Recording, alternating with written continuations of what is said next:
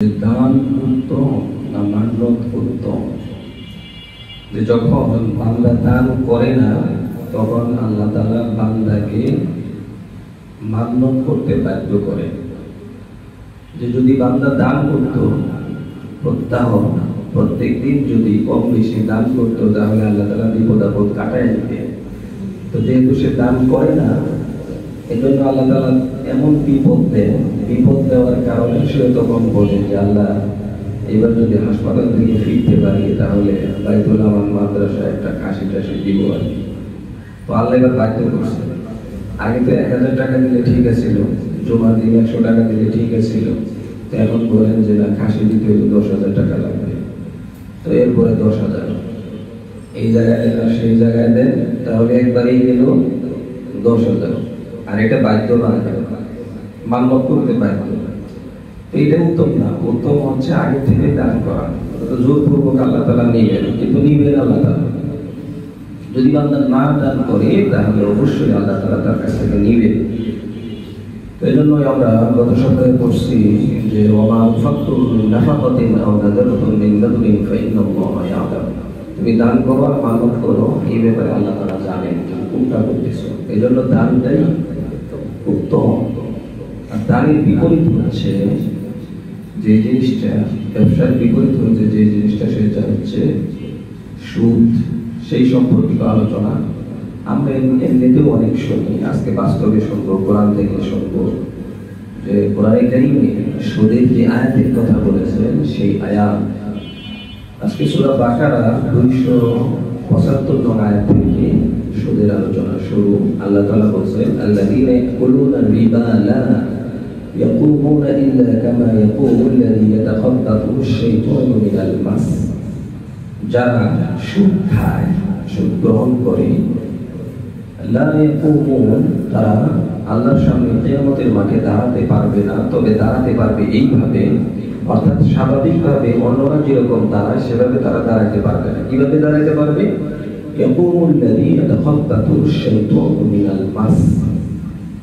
এইভাবে দাঁড়াবে যেরকম শয়তান তাকে স্পর্শ করছে মিনাল মাস। আর স্পর্শটা কেমন? এই স্পর্শ করার কারণে সে পাগল হয়ে গেছে, পাগলের ন্যায়, ভ্রান্তের ন্যায় পাগলামি শুরু করছে। মনে হবে যে শয়তান তাকে স্পর্শ করার মাধ্যমে তাকে পাগল করে দিয়েছে, এইভাবে সে হাসরের ময়দানে উঠবে, অর্থাৎ পাগল অবস্থায় উঠবে হাসরের ময়দানে। তখন মানুষ বুঝবে যে এটা এই অবস্থাকে, এটাকে দেখেই মানুষ চিনতে পারবে যে সুদ করছিল, সুদ খাইতো, সুদ দিত, সুদের কারবার করতো, সুদের সাক্ষী ছিল, সুদ বহন করতো, সুদী কারবারে ছিল, এই সব কিছুই সে করতো, যার কারণে তাকে আল্লাহ তাআলা এইভাবে হাসরের ময়দানে উঠিয়েছে। যালিকা বিআন্নাহুম ক্বালু ইন্নামাল বাইউ মিসলুর রিবা। এই শাস্তি কেন? এই শাস্তি কেন যে তাকে পাগলের মতো করে উঠানো হবে, যে শয়তান তাকে স্পর্শ করছে, স্পর্শের মাধ্যমে সে পাগল হয়ে গেছে, আর এইভাবে তাকে হাসরের ময়দানে উঠানো হয়েছে। কারণ কি? কারণ হচ্ছে সে এই কথা বলতো, ক্বালু, তারা বলতো ইন্নামাল বাইউ মিসলুর রিবা। আরে ব্যবসার কথা বলো, ব্যবসা তো সুদের মতোই, সুদ আর ব্যবসা তো একই কথা। সুদেও লাভ হয় আবার ব্যবসাতেও লাভ হয়। 10 টাকাতে জিনিস কিনে এনে 15 টাকা বিক্রি করলে 5 টাকা লাভ হইল, আর আমি 10 টাকা কাউকে সুদি হিসেবে দিলাম, পরের মাসে 5 টাকা বেশি চাইলাম, তো একই তো কথা। যেহেতু মিসলুর রিবা, সে বলতো, আল্লাহ বলতো যে এটা সুদ, আর সে বলে এটা ব্যবসার মতোই। এই জন্যই শাস্তি স্বরূপ তাকে পাগল করে উঠানো হবে।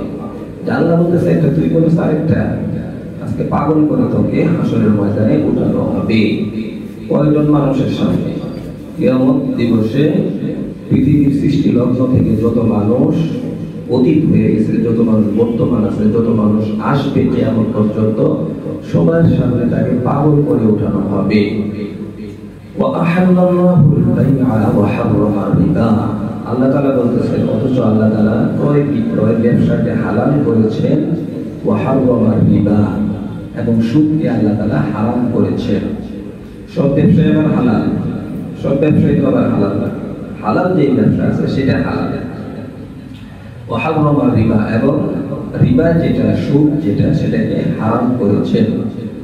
فمن جاءه موعظة من ربه فانتهى فله ما سلف وأمره إلى الله ومن عاد فأولئك أصحاب النار هم فيها خالدون।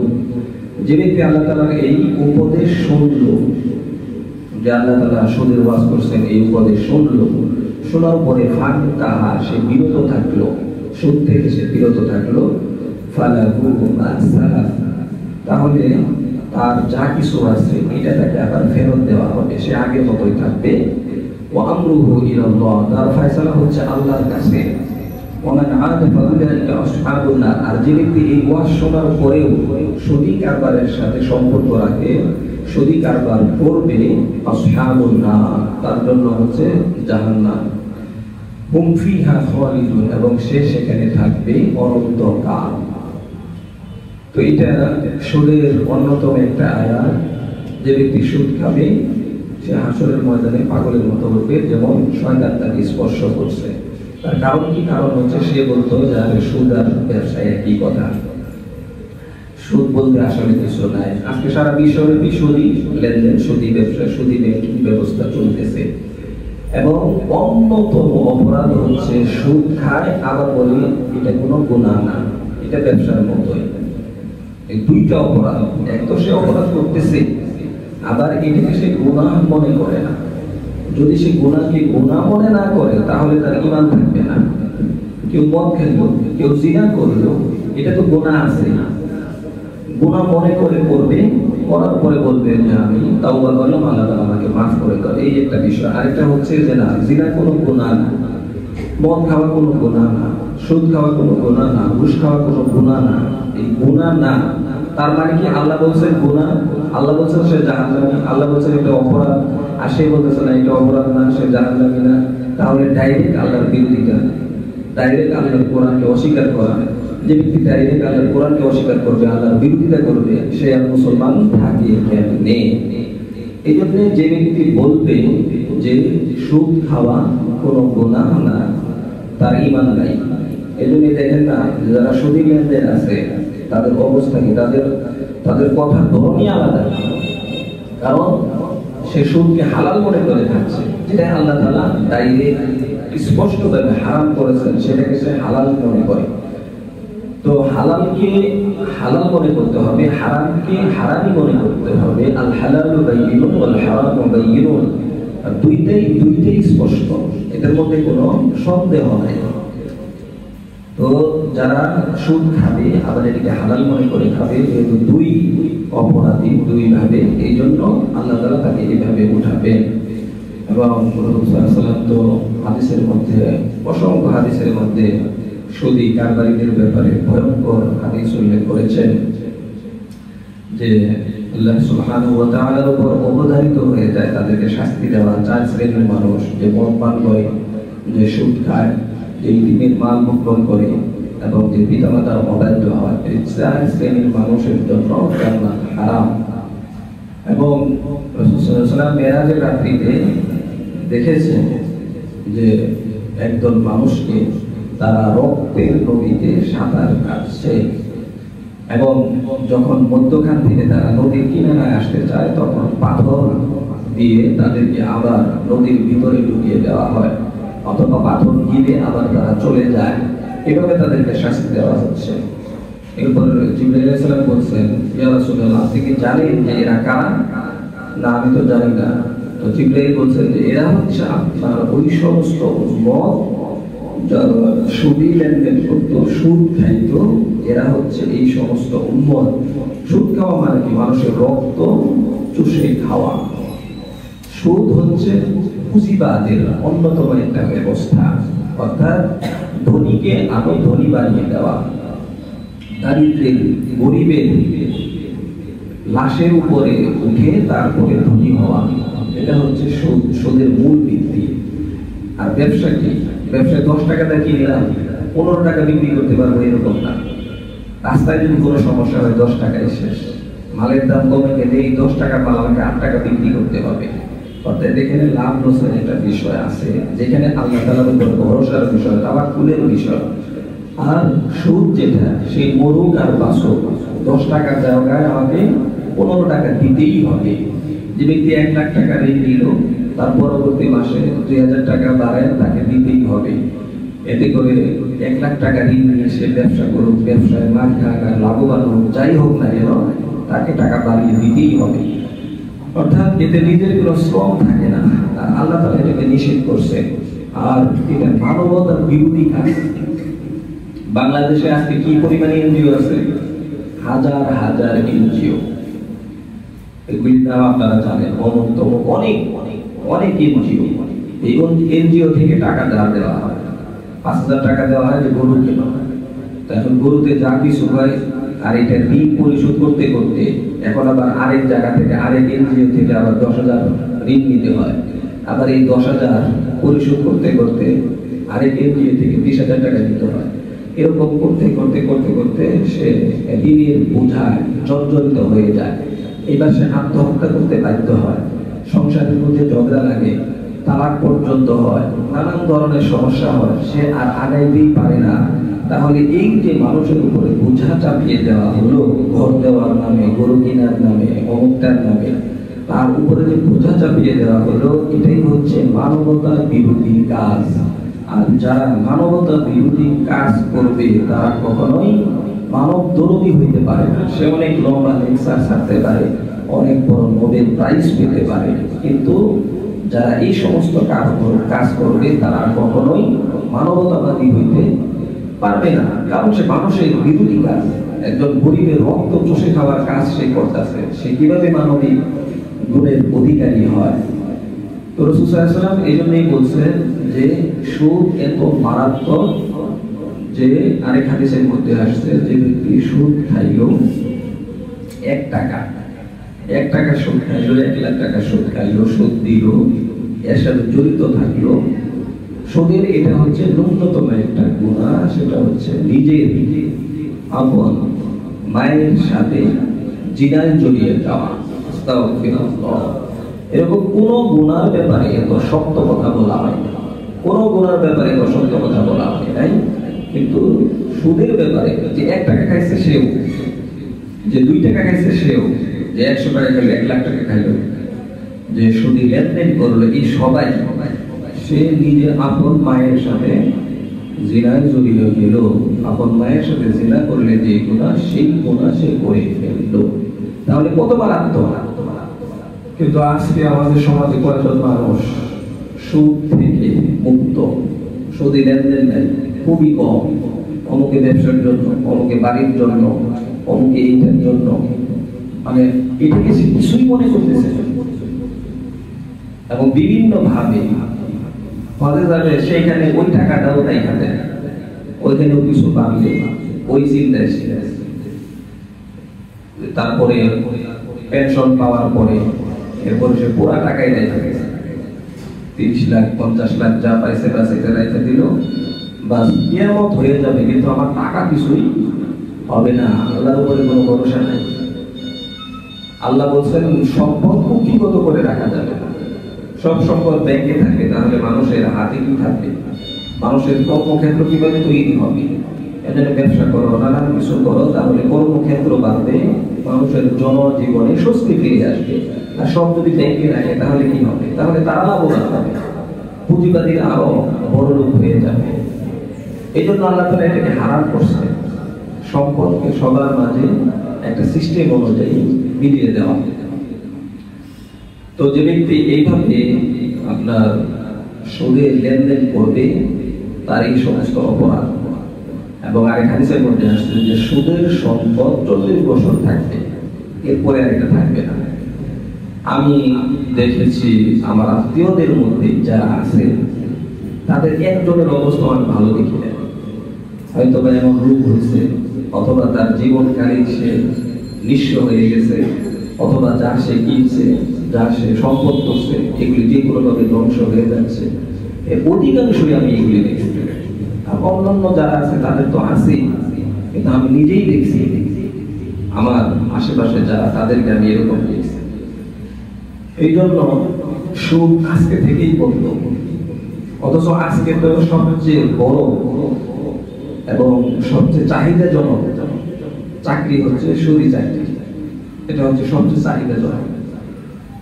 ছেলে আমার ব্যাংকার, ছেলে আমার ব্যাংকার, ব্যাংকে চাকরি করে, মেয়েও ব্যাংকে চাকরি, ছেলেও ব্যাংকে চাকরি, বিবিও ব্যাংকে চাকরি, নিজেও ব্যাংকে চাকরি, বৌমাও ব্যাংকে চাকরি, সবাই ব্যাংকে চাকরি। সুদের একটা আঁকড়া খুলে রাখছে। এই সুদ খেয়ে নামাজ পড়লে কোনো কাজে আসবে না, এই সুদের টাকা দিয়ে হজ করলে কোনো ফায়দা নাই। সুদে থেকে লেনদেন করে ব্যাংক থেকে লোন নিয়ে বাড়ি বানাইতে হবে, কে বলছে আপনার বাড়ি বানাইতে? বাড়ি বানাইতেই হবে এটা বলছে কে? অনেকে আবার নিজের কাছে টাকা আছে তারপরে ব্যাংক থেকে লোন নেয়। এই জন্য নেয় যে সরকার যদি আবার ধরে যে এই বাড়ি কই থেকে কিনলে, এই গাড়ি কই থেকে কিনলে, এটা আবার কই থেকে কিনলে, ব্যবসা তুমি কেমনে করো, এরপরে সে সরকার থেকে আবার লোন নেয় যে আমি লোন নিয়ে করছি। এই যে এই সমস্ত পাল বাহানা, এরাই পাগল হয়ে উঠবে। কারণ আল্লাহ বলছে যে সে সুদকে হালাল মনে করত, সে এটাকে ব্যবসা মনে করত, এই জন্য আজকে তারা পাগল হয়ে উঠবে। এই জন্য সুদের সকল ধরনের কর্মকাণ্ড সব কিছুই বন্ধ রাখতে হবে। আপনি যদি ব্যাংকে টাকা রাখেন কোনো কারণে, আপনার তো জানা আছে যে কয় টাকা বাড়লো, কয় টাকা কমলো। বাসায় টাকা রাখা যায় না, বাসায় যদি আপনি 5 জন লোক রাখেন তাহলে সেই ক্ষেত্রে টাকা পাহারাদারি হিসেবে 5,000 টাকা লাগতো, 10,000 টাকা লাগতো। এখন আপনি ব্যাংকে রাখতেছেন, ওই টাকাটা তার পাহারাদারি করতেছেন, সেই হিসেবে আপনি আরো ফিস দিবেন যে প্রতি মাসে আমার কাছ থেকে এত টাকা করে আপনারা কাইটা রাখবেন, কারণ আপনারা আমার টাকা পাহারাদারি করছেন। এইটা তো করেই না, বরং আরো উল্টা, আমার টাকা আপনার কাছে ছিল এই জন্য মাসে এত টাকা দিতে হবে। আর এটাই হচ্ছে সুদ। পেনশন পাওয়ার পরে বসে বসে খাওয়া। তো এই জন্য এই সমস্ত কাজ যারা করবে তাদের উপরে আল্লাহ লানত। চাচা আপনি কেমনে চলেন? না এখন কোনো ইনকাম নাই, তো ব্যাংকে টাকা রাখছে, এখান থেকে যা আসে পরিমাণ আমরা চলি আর আল্লাহ বিল্লাহ করি, আল্লাহ বিল্লাহ করি আর সুদ খায়। এই হলো তার কাজ। সে জানেও না যে সে কত বড় গুনাহ করতেছে, সেইটা ভাবেই না। হুজুররা বলবে, হুজুররা বলবে, হুজুরদের বলার দায়িত্ব, হুজুরদের আবার ব্যাংক তৈরি করার দায়িত্ব, হুজুরদের আবার চাকরি দেওয়ার দায়িত্ব, হুজুরদের আবার ঘরে ঘরে খাবার পয়সা দেওয়ার দায়িত্ব। বলে না যে হুজুররা শুধু কোরআন শরীফ পড়াটাই তো পারে, সমাজের কি খেদমত করছে, ওসি হয়েছে, ডাক্তার হয়েছে, ইঞ্জিনিয়ার হয়েছে। তো কোনো ডাক্তারের তো জিজ্ঞেস করেন না যে আপনি যে ডাক্তার হয়েছেন, আপনি যে মুসলমান, আপনি কি হাফেজ হয়েছেন, আপনি কি আলেম হয়েছেন, আপনি কি মুফতি হয়েছেন, আপনি কি মাসালা পারেন, তো এটা তো জিজ্ঞেস করে না। তাহলে হাফেজ হওয়ার পরে কেন আবার ডাক্তার হইতে হবে? হাফেজ হওয়ার পরে কেন আবার ইঞ্জিনিয়ার হইতে হবে? ইসলামী শিক্ষা শিক্ষিত হওয়ার পরে আবার কেন এগুলি করতে হবে? যার যার বিভাগ আলাদা, যে যেটা নিয়ে আসে তাদেরকে কখনোই প্রশ্ন করা হয় না। আপনি যে মুসলমান, আপনি যে ফরজ মাসালা এগুলি জানেন, আপনি কি হাফেজ হচ্ছেন, কোরআন পড়া সহিভাবে জানেন, ওই কোনো ডাক্তার ইঞ্জিনিয়ারে জিজ্ঞেস করে? তাহলে হাফেজদেরকে কেন জিজ্ঞেস করা হবে যে মাদ্রাসায় তো পড়লে ইঞ্জিনিয়ার হওয়া যায় না, ডাক্তার হওয়া যায় না? আরে পাগল, আম গাছে তো আমি ধরবি, আম গাছে কেন তুই কাঁঠাল খুঁজোস? কাঁঠাল গাছেই তো কাঁঠাল খুঁজতে হইব, আম গাছে কাঁঠাল খুঁজলে হইব। যার যে লাইন সেই লাইনেই থাকবে। এখন বলে যে হুজুরে খালি ওয়াজি করে, জাহান্নাম আর জান্নাতের পথই দেখায়, সমাজে তো কিছু করে না। তাহলে হুজুরদেরকেও হাসপাতাল করতে হবে, হুজুরদেরকেও ব্যাংক খুলতে হবে, হুজুরদেরকেও ব্যবসা প্রতিষ্ঠান খুলতে হবে, হুজুরদেরকেও গার্মেন্টস খুলতে হবে। হ্যাঁ, খুলতে পারে, কিন্তু এটাই তাদের কাজ হবে তা তো না। তারা তো একটা করতেছেই। দুনিয়ায় তো 60-70 বছরের জিন্দেগির জন্য যা কিছু ও দিচ্ছে, আর হুজুররা তো সারা জীবন কিভাবে ভালো থাকবে, কবরের জীবনে, আখিরাতের জীবনে কেমনে আমরা ভালো থাকবো, সেই গাইডলাইন তারা দেখায় দিচ্ছে। এর থেকে আর কি দিবে? হুজুরদের দেওয়া এই অবদান কেউ গুণেই শেষ করতে পারবে না, কৃতজ্ঞতা স্বীকার করেও শেষ করতে পারবে না। এই আমি সুদের কথা বলতেছি, একজন মানুষও যদি এখান থেকে ফিরে আসে আর সে যদি মাফ পেয়ে যায়, তাহলে এই বদলা এটা কিভাবে সে আমাকে দিবে? এটা শুধু আমি আল্লাহর কাছ থেকেই পাইতে পারি, তার দেওয়ার ক্ষমতা নাই। এই জন্য যে কোনো একটা ওয়াজে, যে কোনো জুমার বয়ানে, যে কোনো হুজুরের কাছ থেকে একজন মানুষও যদি এলেম প্রাপ্ত হয়, তাহলেই এনাম, সবাই হবে না। তো যা বলতেছিলাম যে সুদ পরিপূর্ণভাবে পরিহার করতে হবে।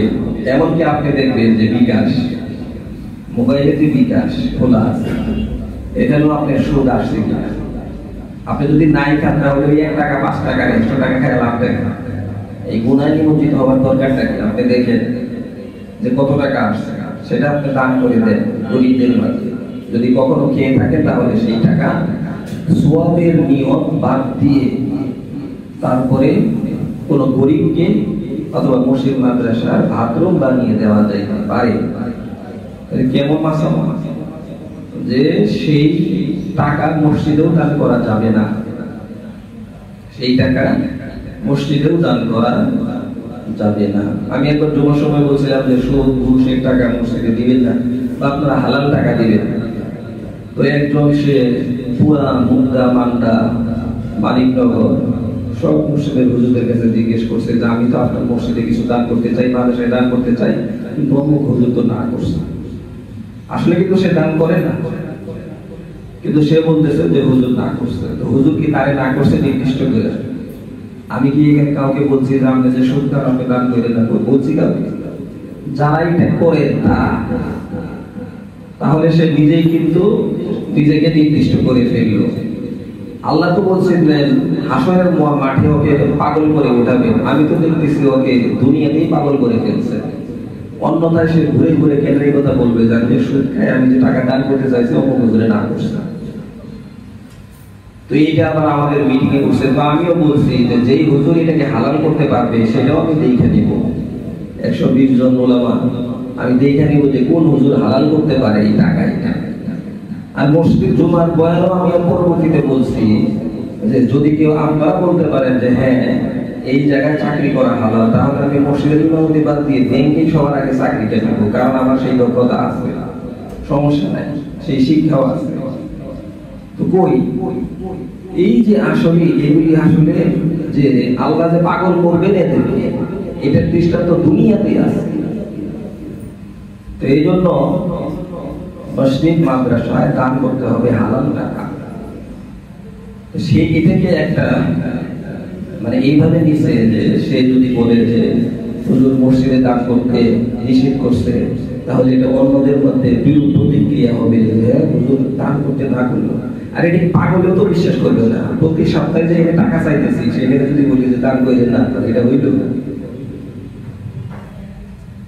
তো আসলে এগুলি হচ্ছে পাগল। এবং সারা মানলাম সমস্ত ইমামরা জানছে যে এটা সাধারণ কোনো মানুষ না, এটা হচ্ছে 1 নাম্বার সুদখোর। এইটারই পরিচয় সে দিচ্ছে। আবার অনেকে আছে যে বিল্ডিং এর সামনে লেখা রাখে এই বাড়ি অমুক ব্যাংকের কাছে ঋণী, দায়বদ্ধ। তো সাইনবোর্ড আবার লিখে দিচ্ছে, আল্লাহ তো জানেনি, ফেরেশতারাও জানেন, আবার সে নিজেও এটা লিখে দিচ্ছে। এই জন্য ঈমান আসলে আমাদের কোন জায়গায়, ইসলামিক জ্ঞান কোন জায়গায়, এটা আমাদেরকে বুঝতে হবে। এই জন্য সকল ধরনের সুদ পরিহার করতে হবে। ফাউলাইকা আসহাবুন নার, এরা হচ্ছে জাহান্নামী এবং সেখানে তারা থাকবে অনন্তকাল। ইয়ামহাকুল্লাহুর রিবা ওয়া ইউরবিস সাদাকাত, এই কথা আগেই বললাম। ইয়ামহাকুল্লাহুর রিবা, যারা সুদী ব্যবসা করবে, সুদের সাথে সম্পর্ক রাখবে, সুদ হচ্ছে ধ্বংসপ্রাপ্ত।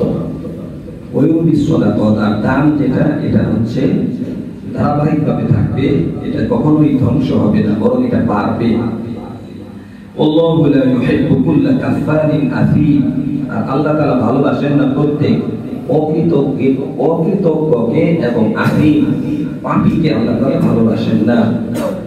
ইন্নাল্লাযীনা আমানু ওয়া আমিলুস সালিহাতি ওয়া আকামুস সালাতা ওয়া আতাউস যাকাতা লাহুম আজরুহুম ইনদা রাব্বিহিম ওয়া লা খাউফুন আলাইহিম ওয়া লা হুম ইয়াহজানুন, যারা ঈমান আনে এবং নেক আমল করে এবং নামাজ কায়েম করে যাকাত প্রদান করে, তাদের জন্য রয়েছে তাদের রবের কাছে প্রতিদান, বিশেষ প্রতিদান রয়েছে। তো এক জায়গায় জাহান্নামের কথা আসলেই আল্লাহ তাআলা সাথে সাথে জান্নাতের আলোচনা করছেন, যে বান্দারা যাতে হতাশ হয়ে না যায়, এই জন্য আবার জান্নাতের আলোচনাও করছেন যে তোমরা এগুলি বাদ দাও, বাদ দিয়ে নামাজ কায়েম করো, যাকাত দাও, তাহলে তোমরা জান্নাতি হয়ে যাবে। ওয়ালা হুম ওয়ালা খাউফুন আলাইহিম ওয়ালা হুম ইয়াহজানুন, তাদের কোনো ভয় নেই এবং তাদের কোনো টেনশন নেই। এরপরের দিকে আল্লাহ তাআলা বলতেছেন ইয়া আইয়ুহাল্লাযীনা আমানু তাকুল্লাহ, তোমরা হে মুমিনরা ঈমানদার যারা আছো তাদেরকে আল্লাহ তাআলা বলতেছেন ইত্তাকুল্লাহ, আল্লাহকে ভয় করো, ওয়াদারু, ছেড়ে দাও, মা বাকিয়া মিনার রিবা, অর্থাৎ সুদী লেনদেনের যা কিছু আছে সব কিছু ছেড়ে দাও। ইন কুনতুম মুমিনিন, যদি তুমি মুমিন হও। বিদায় হজ কালে আল্লাহ তাআলা সুদকে হারাম করলেন। হারাম করার সাথে সাথে আগে যারা এগুলি করতো তো তারা দেখা গেছে রাসূলের কাছে বিচার দিয়ে আসছে। সে বলতেছে ইয়া রাসূলুল্লাহ, আমি তো অমুকের কাছ থেকে সুদ নিছি, এখন তো আয়াত নাযিল হয়েছে, তো আয়াত নাযিল হওয়ার পরে সে তো সুদের লেনদেন ছাড়তে চায় না, অর্থাৎ 10 টাকা নিছিলাম সে 15 টাকায় দাবি করছে। আবার এই ব্যক্তির ব্যাপারে বিচার আসছে ইয়া রাসূলুল্লাহ, অর্থাৎ যে রাসূলের কাছে বিচার দিছে যে ওকে মাফ করে না, আবার তার ব্যাপারে বিচার আসছে যে ইয়া রাসূলুল্লাহ, তার কাছ থেকে আমি নিছি কিন্তু সে আমাকে মাফ করে না। অর্থাৎ ওই যে মাফ দিয়ে যখন দিবে তখন বেশি নিতে চায়, আবার যখন দিবে কাউকে তখন কম দিতে চায়। অর্থাৎ সে অন্যের কাছ থেকে মাফ পাইতে চায় কিন্তু সে অন্যকে মাফ করবে না সুদী লেনদেন। তখন এই আয়াত নাযিল হয়। তো বলেন আল্লাহ তাআলা যে ওয়াদারু, ছেড়ে দাও, মা বাকিয়া মিনার রিবা, অর্থাৎ সুদের যে আগের লেনদেন যা ছিল সব ছেড়ে দাও, বাদ দাও। যেহেতু আয়াত নাযিল হয়েছে আল্লাহ তাআলা সব মাফ করে দিবে পিছনেরটা, কিন্তু এখন যা আছে সব মাফ করে দাও, সব ছেড়ে দাও। ইন কুনতুম মুমিনিন, যদি তুমি মুমিন হতে চাও। এরপরে আল্লাহ তাআলা বলেন ফাইন লাম তাফআলু ফাদহু বিহাউবিন মিনাল্লাহি ওয়া রাসূলিহি, ফাইন লাম তাফআলু, যে ব্যক্তি ছাড়লো না বরং এর মধ্যেই থাকলো, ফাদহু, আল্লাহ তাআলা ঘোষণা করছেন বিহাউবিন মিনাল্লাহি ওয়া রাসূলিহি, আল্লাহ এবং তার রাসূলের পক্ষ থেকে তার বিরুদ্ধে যুদ্ধ। আরো মারাত্মক যে আল্লাহ তাআলা যুদ্ধ ঘোষণা করলেন ওর ব্যাপারে, যে সুদ খায়, সুদ দেয়, সুদের সাথে জড়িত, তার ব্যাপারে আল্লাহর পক্ষ থেকে যুদ্ধ। যুদ্ধ কি সাধারণ বিষয়? তার কার পক্ষ থেকে? আল্লাহর পক্ষ থেকে এবং রাসূলের পক্ষ থেকে যুদ্ধ, এটা সাধারণ বিষয়। ওয়াইন তুবতুম ফালাকুম রুউসু আমওয়ালিকুম, আর যদি তোমরা তওবা করে ফেলো তাহলে তোমার সম্পদ তোমার কাছেই থাকবে, তোমার মূলধন যেটা আছে সেটা তোমার কাছেই ফেরত দেওয়া হবে। লা তাযলিমুনা ওয়া লা তুযলামুন, তোমরাও জুলুম করবে না, অত্যাচারিত হবে না, তোমাদেরকেও অত্যাচারিত করা হবে না। ওয়া ইন কানা যু উসরাতিন ফানাযিরাতুন ইলা মাইসারা, আর যখন সে অপারগ হয়ে যায় তাহলে তাকে কিছু সুযোগ দাও। অর্থাৎ কেউ ঋণ নিছে, সুদ না নিয়ে ঋণ নিছে, ঋণ নেওয়ার পরে তার সচ্ছলতা পর্যন্ত তাকে সুযোগ দাও। আচ্ছা ঠিক আছে, তুমি ঋণ নিছিলে, যখন সচ্ছল হবে তখন টাকা ফেরত দিয়ে দিও। ওয়ান তাসাদদাকু খায়রুল লাকুম ইন কুনতুম তা'লামুন, আর যদি তাকে সদকা করে দিতে পারো তাহলে এটা আরো উত্তম। আজকে আমাদের সমাজে কি ঋণ আছে, মানে লোভী, মানে ধার আছে, ধার তো দিতে চায় না, সবাই শুধু সুদের মধ্যে আছে। ওই যে ফকির যে আছে, যার মাসে 3000 টাকা ইনকাম, 50,000 টাকা ইনকাম, 20,000 টাকা ইনকাম, ও সুদে আরেকজনকে লোন দেয়, সেও সুদের কারবারের মধ্যে আছে। এরকম অনেক মহিলা আছে এলাকাতে, পুরুষ আছে, মাত্র আছে, অমুক আছে, তমুক আছে। আবার যারা আর্থিক সুদী কারবার করতেছে ব্যাংকিং সিস্টেমে, তারা আবার বলে যে আমরা তো কাজ করেই খাই, অন্যের চাকরি করি। ওই সুদী হচ্ছে তারা, অর্থাৎ গ্রামের মাতবর, গ্রামে যারা 10 টাকা দিয়ে 15 টাকা নেয় তারা হচ্ছে সুদী লেনদেন করতেছে। আর এরা কোটি কোটি টাকা সুদী লেনদেন করতেছে, এরা সুদ খাচ্ছে না, কারণ গলায় যেহেতু টাই করছে আর যেহেতু কমপ্লিট সেট করছে, এরা ভদ্র হয় কেন? তাই না? এত ভদ্র মানুষ, ট্যাক্সে আছে, সিরুমের মধ্যে আছে, এর গিয়ে সুদ করে বলা যায়? এরা তো সুদ করে বলা যায় না, এরা সার বলতে হয়। তো শুধুমাত্র ওই নাম পাল্টাইলেই জিনিস পরিবর্তন হয় না। এক দোকানদার দোকানে ওই পিঁপড়ায় চিনি খেয়ে ফেলে, তো পিঁপড়ায় যেহেতু চিনি খেয়ে ফেলে, এই জন্য চিনির বক্সের উপরের মধ্যে লেখা রাখছে লবণ। কারণ লবণ যখন লেখা রাখছে, কারণ পিঁপড়ে কি ওই হেডলাইন বুঝবে না আসলে কি ওইটাই বুঝবে? পিঁপড়ায় যা লেখা করা যাবে, পিঁপড়াতে ঘুরে ঘুরে চিনি মিষ্টি যেটা সেইটাই থাকে। অর্থাৎ লেভেল পাল্টাইলে জিনিস পাল্টায় না। সুদকে আপনি ব্যবসা করবেন, পাল্টিয়ে যাবে না। ঘুষকে আপনি হাদিয়া বলবেন, পাল্টিয়ে যাবে, পাল্টাবে না। মদকে আপনি শরাব বলবেন, শরবত বলবেন, এতে করেই সেটা পাল্টিয়ে যাবে না। নাম বদলাইলেই জিনিস পাল্টাবে না। যেরকম চিনির বয়মের মধ্যে লবণের লেভেল লিখে দিলে সেটা লবণ হয় না, বরং চিনি থাকে। সুদ যদি থাকে, সুদকে ব্যবসা বললে সেটা কখনোই হালাল হবে না।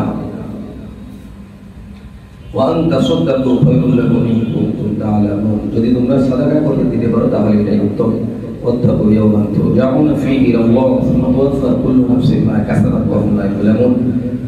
তোমরা ভয় করো ইয়াওমান, সেই দিনকে তুরজাউনা ফীহি ইলাল্লাহ, যেই দিন আল্লাহর কাছে হাজির হইতে হবে, আল্লাহর কাছে প্রত্যাবর্তিত হইতে হবে। সেই দিনের ভয়ে করো। যেই সুদের ওয়াজ করার পরে আল্লাহ তাআলা বলতেছে যে সুদ কাউজাই করো, আমার সামনে উপস্থিত হইতে হবে, সেই দিনকে ভয় করো। এর থেকে আল্লাহ কিভাবে ভয় দেখাবে যে আমার সামনে উপস্থিত হইতে হবে। তোমরা তুওয়াফা কুল্লু নাফসিন মা কাসাবাত ওয়া হুম লা ইউযলামুন, অতঃপর সকলকেই তার প্রতিদান কামাই তার হাতে যা সে ইনকাম করছে এই সম্পর্কে দেওয়া হবে। ওয়া হুম লা ইউযলামুন, এবং কারো উপরেই জুলুম করা হবে না। কোরআনে কারিমে এটা হচ্ছে সর্বশেষ আয়াত। এই আয়াত নাযিল হওয়ার 9 দিন পরেই নবীজি সাল্লাল্লাহু আলাইহি ওয়াসাল্লাম ইন্তেকাল করেছেন। কেউ কেউ বলছেন 40 দিন, কেউ কেউ বলছেন 7 দিন, কেউ কেউ বলছেন 9 দিন পরেই নবীজি এই পৃথিবী ত্যাগ করেছেন। আরেকটা যে আমরা শুনছি আল-ইয়াওমা আকমালতু লাকুম দীনাকুম, এটা হচ্ছে বিধিবিধান সম্পর্কিত সর্বশেষ আয়াত। আর কমপ্লিট কোরআনের শেষ আয়াত অধিকাংশ মুফাসসিরিন কেরাম এই আয়াতের কথাই বলছেন। 280 নং আয়াত, 281 নং আয়াত সূরা বাকারা, যেটা কোরআনে কারীমের নাযিলকৃত রাসূলের উপরে শেষ আয়াত। যে আয়াতের নাযিল হওয়ার পরে রাসূল সাল্লাল্লাহু আলাইহি ওয়াসাল্লাম 9 দিন পরে ইন্তেকাল করেন। তোমরা সুদ সম্পর্কে জানলাম, এর ভয়াবহতা সম্পর্কে জানলাম। এটা আজকে লোভনীয় চাকরি হইলেও অনেকে আছে যে এই চাকরি ছেড়ে দিছে। একদল আমাকে ওদিন বলতেছে যে হুজুর, আপনি জুমার বয়ানে যেভাবে সুদের কথা কম, এই জন্য আপনার সাথে দেখা করতে আসি না। তো আলহামদুলিল্লাহ, এই কয়েকদিন আগে আমি ব্যাংকের চাকরি ছেড়ে দিছি। 80,000 টাকা বেতন ছিল। বিবির অনেক কাহিনী, রাগারাগি, শ্বশুর বাড়ির রাগারাগি, যে পাগল জামাইয়ের কাছে বিয়ে দিলাম, যেটা থেকে বিয়ে দিছি এখন এটাই ছেড়ে দিছে, মেয়েরা রেখে লাভ কি নাকি? দিছেই তো ব্যাংক দেখে বিয়ে, এখন ব্যাংকই ছেড়ে দিছে। হুজুর, এটা ছাইড়া দিয়ে তারপরে আপনার কাছে আসছে, এর আগে আপনার কাছে আসে।